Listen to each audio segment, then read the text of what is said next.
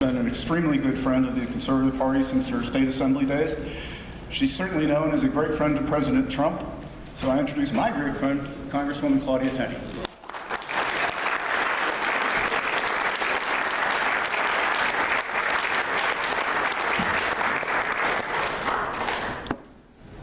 Well, thank you so much, Jim, and thank you, Jerry, and everyone, and thank you all for being here. There's days in New York when I think there's no conservative cause left, when you see who's winning, but I look around the room and I see a few young people and a few ambitious people that are going to lead us to a newer, better world here. So I want to say thanks again, and it's an honor to be here and an honor to represent this state. As Jerry knows, it's been a journey from day one, coming into here we are in a redistricting year again. So I came in 2010.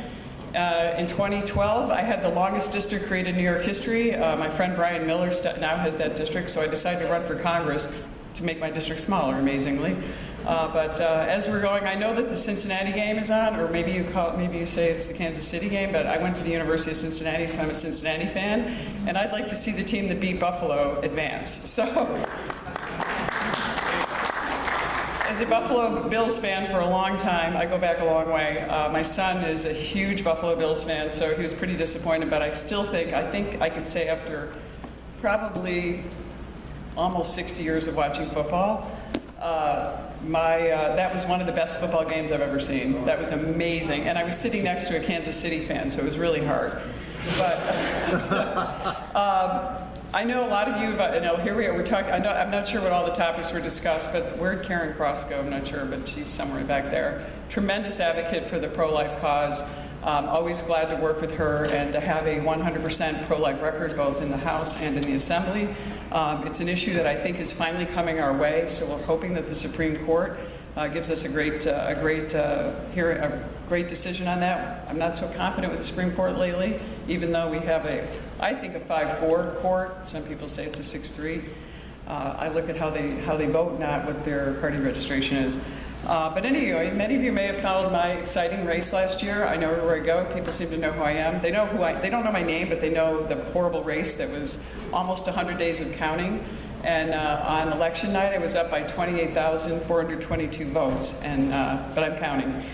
And incredibly, through this whole pandemic election, a lot of the irregularities, we whittled down to where I ended up winning by a huge 109 votes. By the way, it was actually 123, but when my opponent conceded, I wanted to just take the win where it was, so I don't want to be too picky. And a lot of this was because of the mandates put in place by Governor Cuomo. As you know, some of these pandemic election rules, the Democrats were able to have an unverified database for vote harvesting. I call it vote trafficking because I think it's wrong. And so in the end, the Democrats want to tell you that anybody who wants to challenge or hold up or fight for election integrity is all about the big lie. And then they want to intimidate us by saying anyone who supports election integrity has something to do with January 6th. And I'm constantly getting attacked by the left about me being involved in January 6th. And I want to say to them, I was actually in my house, and I was actually watching in virtual court almost for 100 days. So I was not even at the Capitol. I didn't even get sworn in until February 11th because of the irregularities in my race created by the Democrats' intentional chaos. And so I went out and set on a mission to tell the big truth. And the big truth is we have an election integrity issue.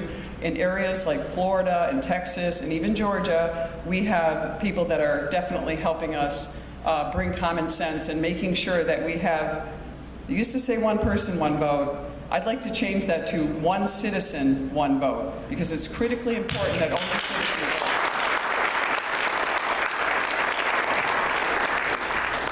So after and I'm sure you've talked about this, I think I watched part of Jerry's speech in introducing, and I think one of the most hopeful things about this year that we have, other than the disaster that is, President Biden, the disaster that is Albany. I used to say when I left Albany to go to Washington, Washington is the swamp and Albany is the sewer. I'm not sure which one's which, but I know that nothing can live in a sewer. So I think maybe Albany might be worse, but I was so gratified to see, and I know there are people in this room, including the Conservative Party. I know John Faso was here earlier and so many others, and I know my staff, my grassroots team, worked overtime in social media, and we went door to door, making sure that those 3 ballot propositions were defeated. And we won by 58%, 57%, and 56%. I think that's pretty good. And that gives me hope that we can actually maybe take back a couple of statewide offices, hopefully the governor's office, and that we have to fight, and we can. And I did talk to a lot of the election commissioners around the state and around my region about what people were saying, just some of the, the vote questions on the way out, the late voting, and they said that most of the people were coming in to vote against those ballot initiatives. So congratulations to everyone in this room and everyone who fought that. You did a great job. We actually had 3 major wins. Interesting though, right after we win, doesn't our governor, the authoritarian, I called her a petty tyrant on Newsmax the other day, which I think she is. I call her Cuomo without the groping. She's actually worse in some ways, and I think we'll see with this budget coming up. You'll see, I'm really worried. Luckily, she's flush with CARES Act and American Rescue Act funds to keep her from actually bankrupting the state. She's going to flood it into all kinds of stuff that's not going to be good in the future, which I think the big telltale sign is going to be next week. But I really think that we have some hope because of that. And so, of course, right after that, Kathy Hochul signs into law, puts right back into place partisan gerrymandering. As you may all know, not only is the Cincinnati game going on, we also just got the redistricting lines for Congress, where they're going to try to take us from 8 seats down to as few as possible. But we have some hope, and I'll be happy to take questions on that later as we're kind of getting breaking news. I mentioned the importance of non-citizens participating in our elections, and that's happening in New York City, and we are fighting that. I know that there's a lawsuit. I think we're going to win that because both the New York State election law, the New York State Constitution, and also our U.S. Constitution prohibit non-citizens from voting. Unfortunately, we have to sue in court to have that happen, but hopefully that win will take us to making sure this doesn't happen around the country. Obviously, another issue is crime, and Kathy Hochul is proving that she is not going to really do much about crime. As you may have heard recently, I know I've called for Kathy Hochul to remove Alvin Bragg, the district attorney in New York City, for failing to uphold our laws. He actually put out a memo saying, I'm not going to follow the law. I think those are offenses that would be equal to removing him from office. Look, Governor Cuomo removed the 2 election commissioners from my district, which he had the power to do because of their dereliction of duty. And so we can definitely do something about Alvin Bragg. It really concerns me with the rising crime rates. And by the way, all these laws that were passed in Albany, we have terrible crime in upstate New York as well. It's not just New York City. The bail reform law, the mental health law, the raise the age law and juveniles, these things have all had a real negative impact, even in the rural and suburban areas in upstate New York. And so we've got to stand up, and this is going to be a big issue. I think the big issues are going to be inflation, crime, and also election integrity. And I know I've traveled around the country this past year and talked to groups, and the #1 issue that I hear from universally is election integrity, but I also hear about crime, especially in New York and some of the more blue states. And so we've got to really be on top of that. And obviously inflation, supply chain issue. I'm still a small business owner. We're in our 76th year of business, and we were really, the pandemic was almost the end for us after all these years. So let's hope that we can get some common sense back in. I want to talk a little bit about some of these bills that Nancy Pelosi's putting on. I don't know if anyone got into the weeds on them. Just quickly, some of the things with H.R. 1. That's the signature legislation being put out by Nancy Pelosi. H.R. 1 would, first of all, ban voter ID, which 80% polled now. We're up to 80% in some cases more, including minorities and women and other groups, all support voter ID. And that's a big number. That would ban that. It would obviously have public financing of campaigns because that would be a lot fairer. And I just direct you to New York City because those elections are fair, right? So, among them, it's just a lot of terrible things in H.R. 1. And by the way, when you watch Kyrsten Sinema, the senator from Arizona, and Joe Manchin, who basically are preventing us from the complete collapse of our Constitution and our country, thank God for the filibuster, because Kyrsten Sinema is actually a co-sponsor of H.R. 1. And then there's H.R. 4, which Joe Manchin said he would support. So what is H.R. 4? H.R. 4 federalizes our elections as well. And that means part of it, which I think is the most egregious part, would put the power to actually run elections in the hands of the Department of Justice in Washington. So that means partisan bureaucrats in Washington would be able to run our elections. And people say, well, that's not going to happen. Well, I direct you to Oneida County, where they were pressured and bullied by some partisans in the Department of Justice. And now Oneida County was pushed in, that's my home county, where the election commissioners were fired by Governor Cuomo. Oneida County signed a consent order allowing the Department of Justice now to come in and run our elections. So we basically have DOJ, we have Merrick Garland, the Attorney General. They're running our elections in Oneida County, so they can actually go in and say, you can't put, an election station there, or you need to look here. And we don't want that happening. We want to make sure that our counties and our states are still running our elections. And so those are just, this is just terrible, these bills. And unfortunately, right now the filibuster, I don't know if maybe Senator Manchin or Sinema have seen, even though they're not really against these bills, maybe they've seen that these aren't a good idea, and that's one way to get out of it. Also to avoid the Build Back Broke, Build Back Beijing bill, which I call it. Hopefully we'll get past that. And I'm just trying to give you quick updates on these, because I think I'd like to give you a chance to ask a lot of questions, because there's a lot going on. And in order, to really understand what's going on with these bills, I think no one said it better than our own Alexandria Ocasio-Cortez. So you can go right to AOC, go right to the source. It's always good to go to them as the source. She said, quote, "Without bills like H.R. 1 and H.R. 4, Democrats can't rely simply on winning elections to remain in power," she said. What an admission. Imagine that. We have to cheat in order to win.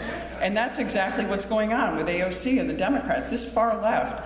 There is nothing that we would deem as at least the least bit ethical, or with the least modicum of integrity, that they think is worthwhile, as long as they get into the lead and as long as they win. Nothing is out of range for them. And we're seeing that. And we all know that. We're from New York. But I think a lot of people on the national stage don't realize how bad New York State is, unless you're living in California, maybe Illinois. I don't know. I'm starting to think we're as bad or worse than some of them are. So back to the election integrity. So one of the things I did is I formed the Election Integrity Caucus. We have 65 Republicans. We have invited every single Democrat to join the Election Integrity Caucus if they really care. And what we do on the caucus is we try to follow all the happenings on new laws being passed, new issues, and we try to inform the legislators, secretaries of state, and people all around the country. We have them in as guest speakers. We're going to start getting them in person now. We had Molly Hemingway, who just wrote the book Rigged. She came in as one of our guest speakers. We're getting people from all over to talk about what's going on really with elections, and that information we disseminate on my website, on our election integrity website, and also to all the members of Congress and Senate, and we send it out across the country to the different legislators. And I want to tell you, this is really interesting. We've had a couple of Democrats who do stand for election integrity speak at our election integrity caucus, and one of them is a guy named Bill Gardner, who's sadly leaving. He's a Democrat from New Hampshire. Bill Gardner has been the Secretary of State of New Hampshire since 1976. Interesting in New Hampshire, so they want to have early voting, they want to have ballot harvesting and no ask absentee ballots, those things, partisan gerrymandering, those things that we eliminated on those key election initiatives on the ballot last fall. Bill Gardner stated he is against H.R. 1 and H.R. 4. He also said they have no excuse absentee balloting, so you have to have an excuse to do absentee ballots. They have no early voting, and they have among the highest turnout in the country based on percentage of minorities, women, and just generally. And so it just shows that this is all a gimmick by the Democrats. Sadly, he's leaving, but the other interesting thing about New Hampshire is their law requires that they actually announce the results of the election on election night. So that's a great model for all of us. I know it's a small state, but this is a Democrat standing for common sense, and I think we need to find more of them and make sure that we can at least look at those those types of laws. I talked about one citizen, one vote, and I just want to talk about something that has to do with why it's so important and why we maintain a private vote, why we have we maintain and why we have election integrity, why Article 2 of New York's Constitution talks about making sure the confidentiality of each voter is so important. Because if you were from a communist country, I mean, obviously Putin, knows how everybody votes. He wins by 95%, not 100%, because they got to make it look like somebody voted against him. They're probably designated people that say you can vote against, so we make it look good. And we want to avoid that, and that's why we've gone to such a level to do that. But, I think it's really important. I lived in a communist country. I lived in the former Yugoslavia in the 80s. And though it wasn't as extreme as maybe the Soviet Union, and it was a beautiful place and very diverse and unique, that type of authoritarianism in communist country was, it's not like living in the United States, and it's not equivalent maybe to Venezuela, but I worry that we are heading down that path. And it's, again, nobody really knows. I mean, nobody really cared how you voted there because there was no integrity. And that concerns me that we could jeopardize that if we don't do something about the laws. And I know the Conservative Party can really help in that regard. I just worry about where we're going with, if we can't have secure elections, if we can't have fair elections, you're going to see more erosion in our system today. And I think that my election proved it. And I also want to just touch on one thing about the press. The media is also a problem. I love to go out and tell the Democrats, of course, I used to own a newspaper. So I like to say I'm a journo that gets them all, fired up and frothing and everything. You're not a journo. But it's like, but I used to be a journo. And, this is a concern for us because we have so many sources to go to and so much inaccuracy. And now you're seeing this huge big tech interference and canceling. It's amazing to see like all these big old hippies, like Neil Young and others now supporting authoritarianism and censorship when they were like free and hippies in the old days.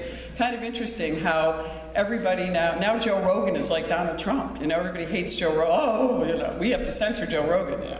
So I think that those are more complicated issues that we have to delve into, and I know the Conservative Party is doing that. We still have a lot of young people who can help us through that, but those are things. I'm on the big tech subcommittee, so we do that as a conference, and we are fighting big tech every sense of the way. I'm also on foreign affairs, so dealing with China is a big issue. It was before I even got elected to the Assembly. I've been fighting these China issues, and we're still very loud voice on a lot of those issues.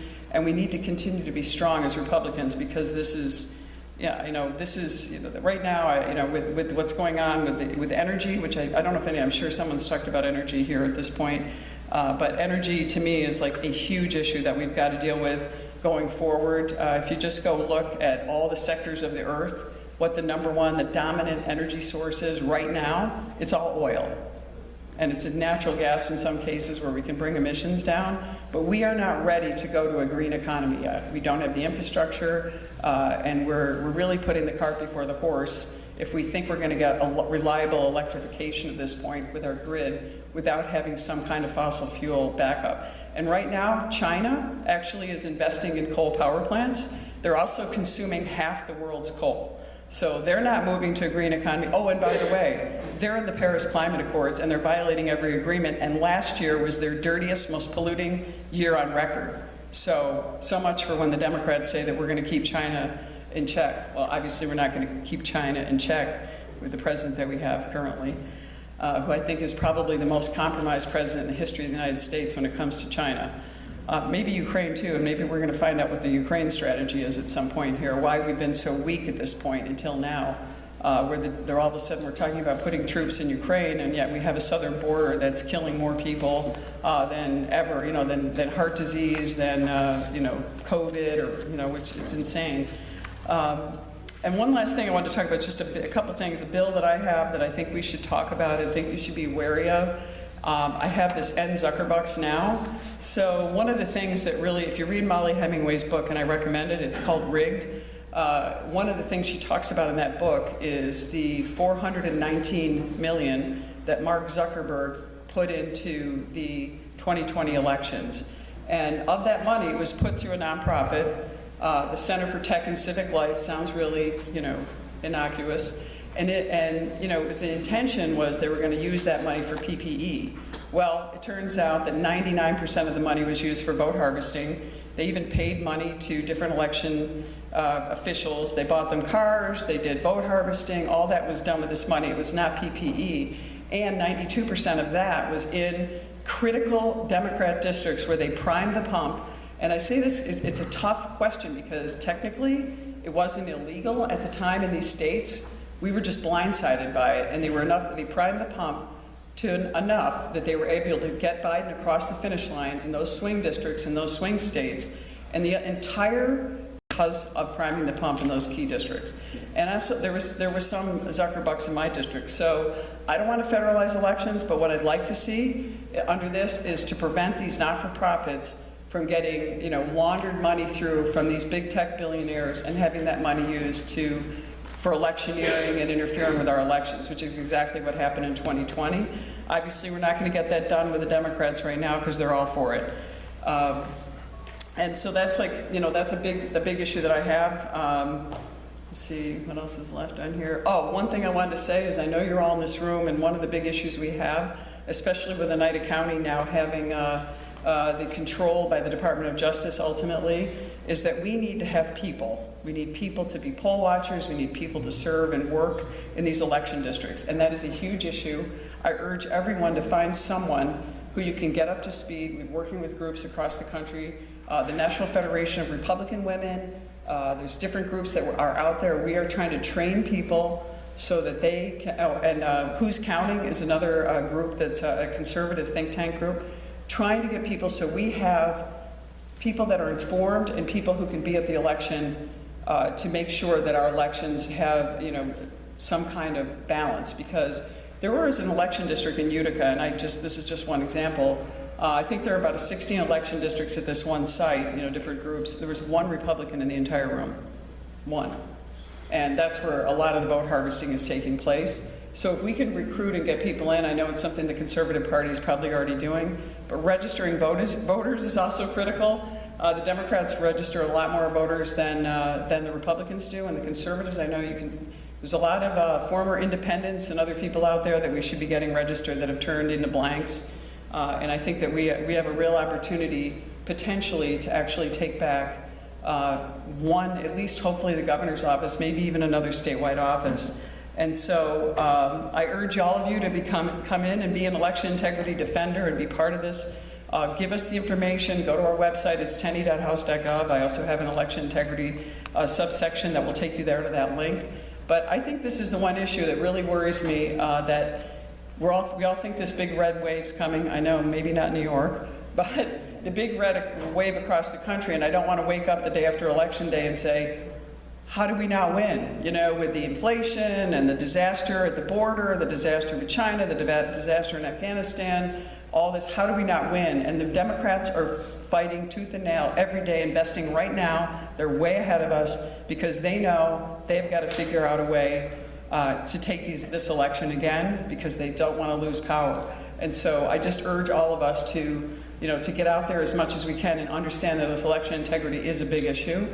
And with that, I'm happy to take questions. I'm not sure how. Got time for a couple of questions? Yeah, sure. Yeah, we got some time. So thank you, everyone. Jack.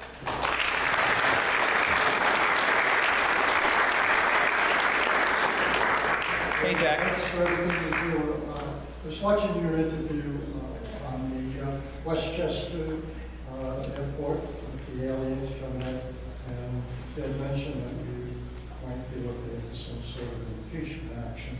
And I have a second follow-up also. Is there anything within the War Powers Act that we can apply to what our response to the Ukraine situation is? I know it's fluid, but I think the Congress kind of doesn't use them as much as they should. Yeah, excellent. Well, thank you, Jack, and excellent points. Great to see you. On impeachment, we are working on a new articles of impeachment. My first call, we actually put it in Nancy Pelosi's lap. We wanted her to push her on impeachment, to put the pressure on her. And now this time, I just think this is a bright line violation of impeachment. And under the War Powers Act, we still have, I think it could be argued that we are not in Afghanistan and Iraq anymore. And so that our agreement or our laws that were passed in the Congress don't apply there because it's a whole different operation. So I think that would be a really good way to do it. I don't think you're going to get the Democrats to stand up to Biden, although you never know. They're all running from him like, you know, rats off the ship right now. But it would be an excellent idea at this point, because I don't think we have any basis to go in, and we haven't declared war since World War II. The Congress hasn't anyway. So now this is a completely different operation. And I'll tell you right now, Europe is weak. They're dependent on Russia, very much so. And now is the time that we should probably, I wish we were projecting strength. I wish we were building up our energy independence and having some economic strength going into this right now. I think that we could put more pressure on Putin that way. But Putin sees an entree into this because he sees a weak Joe Biden. He sees the country in disarray. He sees us focused on things that don't matter. And, you know, but I think that war powers might be our best angle, actually, on this, if you could get some Democrats in foreign affairs to actually go with it. But they typically don't go against their own like we do. Good question, though. Thank you. All right, Jack snuck in 2 questions in one person. We saw that because we're a gracious master of ceremonies. We'll allow one more. All right? Right. Don, I see a hand way in the back. Oh. Hi. Hi. I just want to make a statement for the question. You Republicans have to take the gloves off. No more pet gloves with these Democrats. You got to call them what they are, and you not only have to beat them in November, you have to crush them. I agree. You have to totally crush them. We did in Dutchess County. We went headstrong in the Conservative Party in calling the Democrats what they were, using Pelosi, Schumer, bill reform, socialist Democrats. And we turned a lot of seats over in Dutchess County. We did a great thing in Dutchess County. You guys have to do it in Washington and, of course, in Albany. Now, on the lighter side, I want to talk about somebody who really loves you, Nancy Pelosi. She doesn't love me. On the lighter side, why do you think she announced she's running again? Why do you think she's running again? Power. But I will tell you that I don't think anyone's going to accusing me of being a sort of a wallflower at this point. I mean, I get in trouble the other way, and I wish this is one thing that really upsets me about the Republicans right now, and I felt this way when I was in the state assembly. I keep hearing from Republicans, when we take back the House. No, we have to fight every single day, tooth and nail, because they fight 24/7.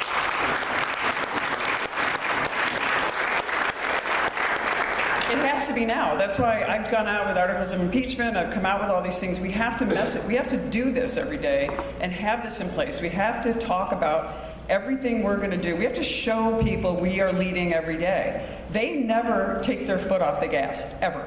Never, ever. When the minute we took over the House, I mean, I had people attacking me when I won in 2016, a couple of days after Election Day. They were at my house. I wasn't even sworn in yet. They were at my house. They were attacking me. And they were preventing me from getting a phone set up. They play hardball, and we do. You're exactly right. We need to play hardball, and we need to fight from day one. We can't wait. Like that. This worries me when we say, wait till we take back the House. No, they're already ahead of us on election integrity. They're already spending billions on this issue. They're all across this country. They're registering voters, they're sending out misinformation, they're using the pandemic. I mean, Kathy Hochul is already now saying we're going to have a pandemic election. Well, this pandemic actually ends. This pandemic ends in April, right? Isn't that we're done with the health emergency? I mean, they're using the pandemic, I think. You know, I hate to do this because I don't, but I've got to, this is, to me, I thought this was a really great, if I see if I can find it, there's a really great tweet that came out from someone about this pandemic. And I don't know if I'm going to be able to find it now. Actually, I don't even know who this guy is. He's a physician. It says doctor. It says, how it started. A battle against the pandemic to protect the people. How it's going. A battle against the people to protect the pandemic. It's exactly what's happening right now.